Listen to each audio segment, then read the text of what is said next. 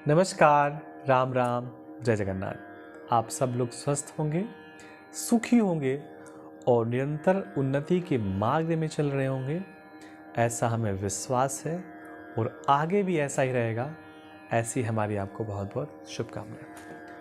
हम जन्म कुंडली में काल सर्प दोष पे लंबे समय से चर्चा कर रहे हैं और अलग अलग भाव में बनने वाले काल सर्प दोष के बारे में चर्चा कर रहे हैं, उनसे होने वाली समस्याओं के बारे में चर्चा कर रहे हैं और उनसे निजात पाने के लिए उनके उपायों के बारे में चर्चा कर रहे हैं।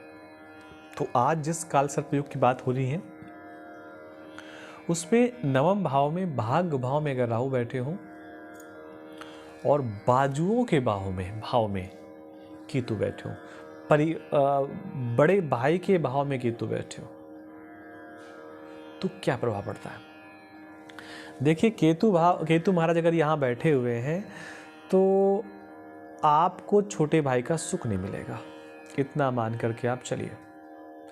आपके छोटे भाई आपके होंगे नहीं, आप बड़े होंगे। अगर आपका छोटा भाई किसी कारण से होगा भी तो कमज़ोर होगा, वो आपकी सहायता नहीं कर पा रहा होगा, आपकी ही उसको सहायता करनी पड़ रही होगी। आपके छोटे भाई से किसी प्रकार का आपको सुख नहीं मिल पा रहा होगा अगर ऐसी स्थितियाँ उत्पन्न हो रही हैं।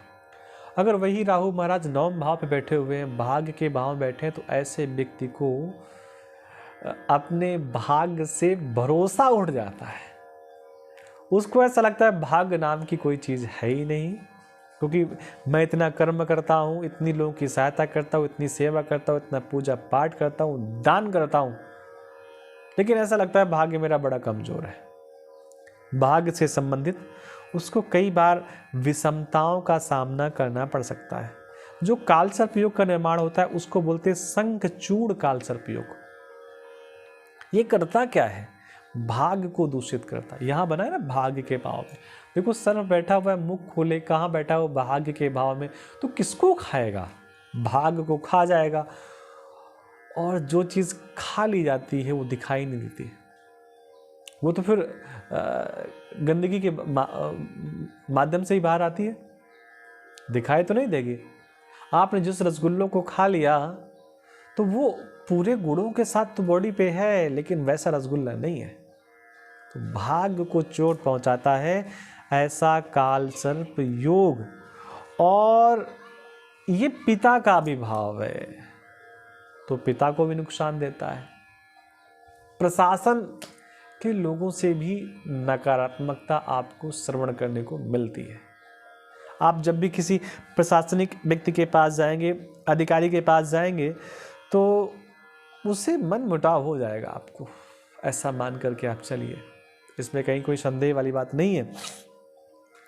और जातक के सुख में भी कमी देखने को मिलती है अगर शंखचूड़ नामक का काल सर्प योग नवम भाव और तृतीय भाव के मध्य बन रहा है। मैंने अपने पहले वीडियो में बताया है कि ऐसे लोग नागलोक से आते हैं तो धन की कमी नहीं होती। कब? जब वो शिव की शरण में होते हैं या काल सर्प दोष का उपाय कर रहे होते हैं। काल सर्प दोष का सबसे आसान उपाय है कि प्रत्येक वर्ष कम से कम 2 बार शिव जी का अभिषेक करें। मंदिर पर जाएं तो ऐसे मंदिर पर जाएं जहां पर शिवलिंग की प्रतिमा पर सर्प लगा हो, और पार्थिव शिवलिंग अगर आप पूजन करते हैं तो नाग जरूर उस पर बनाएं, उत्तर की ओर मुख करके पूजन करें, ये सबसे बड़ा उपाय है। उसके बाद शंखचूड़ नामक सर्प को मनहीन प्रणाम करके आप उनसे कहें कि आप जहाँ हैं वहीं रहें, हम आपको यहीं से प्रणाम करते हैं और आप वहीं से अपना आशीष हमारे ऊपर बरसाइए। और जो कुछ नकारात्मक चीज़ें हमारे जीवन में आ रही हैं उसको सकारात्मकता में परिवर्तित कर दीजिए। ये वाला काल सर्प योग है तो सबसे बड़ा उपाय बताया गया कि 18 नारियल, प्रत्येक शिव मंदिर पे एक एक नारियल को दान करना चाहिए। प्रत्येक शिव मंदिर पे, एक यहाँ पर, एक दूसरे वहाँ पर, फिर अगले शिव मंदिर पर। लेकिन किसी कारण से शिव मंदिर आपको नहीं मिल रहा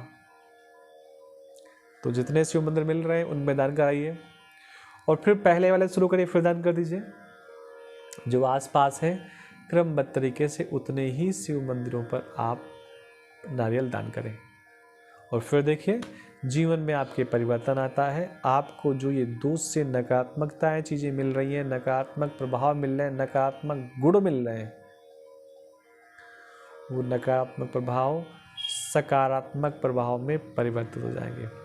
तो आपसे निवेदन है कि चैनल को सब्सक्राइब ज़रूर कर लें और मिलते हैं फिर किसी नई जानकारी के साथ।